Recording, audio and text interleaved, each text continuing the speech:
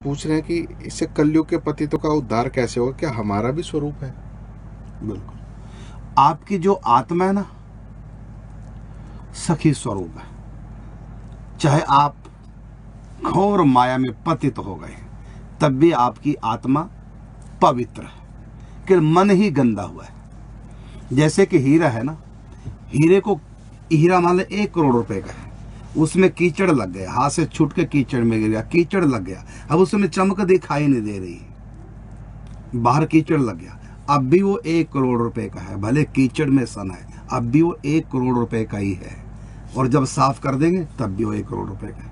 मतलब हीरे की हीरेपन में कभी कमी नहीं आती। चाहे वो कीचड़ में गिर जाए तब भी उसका हीरापन रहेगा, बस वो छुप जाता है। इसी प्रकार हमारा आपका हीरापन छुपा हुआ है। भजन के द्वारा उस मैल को निकालना। हीरे का हीरा हर व्यक्ति सखी है, हर व्यक्ति भगवत स्वरूप है। कहा ना रामायण में, ईश्वर अंश जीव अविनाशी, चेतन अमल सहज सुख राशि। हर आत्मा सखी है, हर आत्मा भगवान का रूप है। सोहम तत्वमसि प्रज्ञानम ब्रह्म अयम आत्मा ब्रह्म। हर आत्मा सखी स्वरूप है, बस हम अनादिकाल से भूले हुए हैं। हर आत्मा भगवान का रूप है, बस हम अपने आप को भूले हुए। और भजन के द्वारा इस मैल को हटाना। कहा ना कि राम नाम के साबुन से जो मन की मैल मिटाएगा, निर्मल मन के दर्पण में वो राम के दर्शन पाएगा। भगवान राम कहते हैं, मम दर्शन फल परम अनूपा, जीव पावही निज सहज स्वरूपा।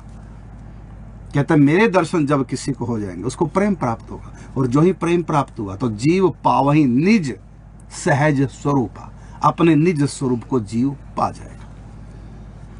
तो हम सखी बनेंगे नहीं, हम सखियां हैं ही हैं। जैसे एक पत्थर है, उसमें से मूर्ति बनानी, और क्या किया शिल्पकारी ने, छेनी हथौड़ी लेकर के उस पत्थर को छांटना शुरू किया, तो छंटता गया, निकलता गया बाहर। छोटे छोटे टुकड़े पीस पत्थर के बाहर छंटते गए, निकलते गए। अंत में क्या बचा? क्या बचा अंत में? मूर्ति। जैसे श्री कृष्ण की मूर्ति बनानी है तो मूर्ति दरअसल उसने बनाई नहीं है, जो मूर्ति नहीं है उसको हटाया छेनी हथौड़ी से, छोटे छोटे टुकड़े पत्थर हटाता गया, हटाता गया, हटाता गया, बाकी क्या बचा? मूर्ति। तो मूर्ति कहां बनाई उसने? उसने जो मूर्ति नहीं है उसको हटाया है, बाकी मूर्ति तो है ही है पहले से। इसी प्रकार हम सब सखी हैं, सब के सब। अब ये हम भजन के द्वारा तरासेंगे, हमें जो सखी पना है वो तो है ही है, लेकिन जो छिप चुका है कूड़े कचरे से, माया से, बस उसको निकालना है भजन के द्वारा। बाकी तो सखियां ही है, कोई नई सखी नहीं बनेंगे, सब प्रेम रूप है। आत्मा में सारे गुण हैं। आत्मा सखी भी है, सखा भी है, नंद भी है, यशोदा भी है, आत्मा सब कुछ है। अब आपको देखना कि आपको क्या बनना। सखा बनना है तो सखा बन जाएंगे आप, नंद यशोदा का भाव प्राप्त करना वो हो जाएगा। सखी बनना तो सखी बन। तो आत्मा में जैसे एक पत्थर में गुण है, वो शंकर जी की मूर्ति बन सकता है वो पत्थर, और राम की मूर्ति बन सकता है, कृष्ण की मूर्ति बन सकता है, वो किसी की भी मूर्ति बन सकता है। एक पत्थर में सारे कुछ बनने के गुण हैं। इसी प्रकार आप सब में सखी बनने के गुण भी हैं। जो सखी भाव आपके अंदर भी है, आपके अंदर सखा भाव, आपके अंदर राधा भाव, कृष्ण भाव, रावण का भाव, दुष्टों का भाव, पापी का भाव, काम का भाव, क्रोध का भाव, इंद्र का भाव, सारे भाव आपके अंदर है। तो अब आपको क्या करना है? जो भाव आपको चाहिए तो उस भाव की प्राप्ति के लिए आपको भजन करना है। तो भजन क्या करेगा? जो आपकी चाहत है। जैसे सखी भाव की कथा सुन सुन के सखी भावना आपके अंदर आ गई, मैं भी सखी बनूंगी नहीं, आप है ही। अब आपके अंदर तो हजारों तरह के भाव है, तो भजन क्या करेगा? सारे भावों को छांट देगा, बाकी बचेगा सखी भाव। जैसे एक पत्थर की मूर्ति, अब मेरे मन में उसमें कृष्ण की मूर्ति, एक पत्थर का टुकड़ा अनगढ़, उसमें मैं कृष्ण मूर्ति बनाऊं या दुर्गा की बनाऊं या शंकर जी की बनाऊं, ये मेरे मन की बात जो भी, क्योंकि उसके अंदर तो सारी है, उस पत्थर में तो सारी है।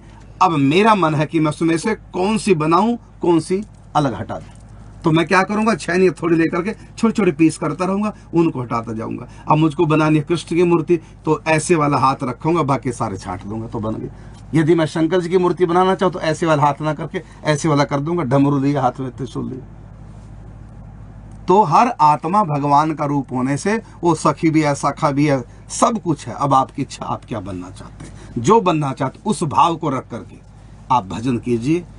तो परिणाम क्या होगा कि राम नाम के साबुन से जो मन की मैल मिटाएगा, निर्मल मन के दर्पण में वो राम के दर्शन पाएगा। अब इनको कहेंगे अवतारी महापुरुष। हम लोग अवतारी महापुरुष नहीं है, लेकिन हम हैं सब सखियां हैं या सखा, कुछ भी कह लो, हैं हम नित्य लोक के। हमारे अंदर माने हम हैं अनगढ़ पत्थर, लेकिन हम कृष्ण की मूर्ति बन सकते हैं, राम की बन सकते हैं, दुर्गा की बन सकते हैं, कुछ कोई भी मूर्ति हम बन सकते हैं। तो आपके अंदर सखी बनने के संस्कार हैं, सखा बनने के संस्कार हैं, राम कृष्ण बनने के संस्कार हैं। ज्ञान मार्ग से आप चलेंगे तो आप अहम ब्रह्मास्मि बन जाएंगे। मैं ही ब्रह्मा, मैं ही ब्रह्म हूं, अहम तत्वमसि प्रज्ञानम ब्रह्म। और यदि आप निकुंज के रस के हिसाब से चिंतन साधना करेंगे तो आप सखी बन जाएंगे। बनेंगे नहीं, आप सब कुछ हैं, क्योंकि आप आत्मा परमात्मा का रूप और परमात्मा सब कुछ है। आप भी सब कुछ हैं, क्योंकि उन्हीं के अंश हैं। अब आपको देखना है, ज्ञान मार्ग से चलना कि कर्मकांड की रीति से, कि योग मार्ग से चलना कि भक्ति मार्ग से, कि निकुंज रस के मार्ग से, जिस भी मार्ग से आप चलेंगे आप वही बन जाएंगे। क्योंकि आप बने बनाए हैं, बस वो चीज प्रकट होगी, बाकी सारी छिप जाएंगी। ऐसी आप जुआरी का संग कीजिए, आपके अंदर जुए वाले संस्कार जग जाएंगे, क्योंकि वो भी आपके अंदर है। राम भी हम ही है, रावण भी हम है, हम कृष्ण भी है, हम कंस भी हैं। बस जैसा जैसा संग मिलेगा, जैसे जैसे हम साधना करेंगे, वही रूप हमारा निखर के आएगा, बाकी सारे हट जाएंगे। अब आपकी इच्छा, आपको क्या बनना है। हाँ, जैसे श्री निवासाचार्य जी हैं, श्री निम्बार्क भगवान है, ये तो वहीं से आए थे, लेकिन वहां से आकर भी जो हमारे लिए आदर्श प्रस्तुत कर गए, वो हमारे लिए कर गए हैं। अर्थात ये बता गए कि तुम सब सखियां बन सकते हो, ये रास्ता बता गए हमारे लिए। अब हमारे हाथ में है, देवताओं के हाथ में नहीं है, जानवरों के हाथ में नहीं, केवल मनुष्य के हाथ में। वो चाहे सखी बन जाए, सखा बन जाए, वो चाहे तो राक्षस बन जाए, वो चाहे तो नरक का एक कीट बन जाए। जैसे कर्म करेंगे उसी ढंग से हम बनते चले जाएंगे। तो आत्मा में वो पावर है, वो सब कुछ है। आत्मा सब कुछ है, आत्मा कृष्ण है, आत्मा राम है, आत्मा सखी है, सब कुछ है आत्मा। क्योंकि आत्मा भगवान का अंश होने से ये सब कुछ, जैसे भगवान सब कुछ है, ऐसी आत्मा भी सब कुछ है। ये संस्कार आत्मा में एक अनगढ़ पत्थर की तरह, वो कोई भी मूर्ति बन सकती है। इसलिए आप भले वहां से अवतार लेके नहीं आए हैं, लेकिन फिर भी आप उनसे कम नहीं हैं, क्योंकि गीता कह रही है, ममई वांशो जीव लोके जीव भूता सनातना। ये सनातन है, मेरा अंश है, मेरे समान है। तो आप भी जैसे श्री कृष्ण जो चाहे बन जाए, आप भी जो चाहे बन सकते हो। लेकिन यदि बनना है तो सबसे ऊंची चीज बने। और सबसे ऊंची चीज क्या है? सर्वोपरि सखी भाव से, याते पर कछु सुख नहीं, रसिकन कहो विचार, सर्वोपरि सखी भाव सो हो ही पान सुख सार।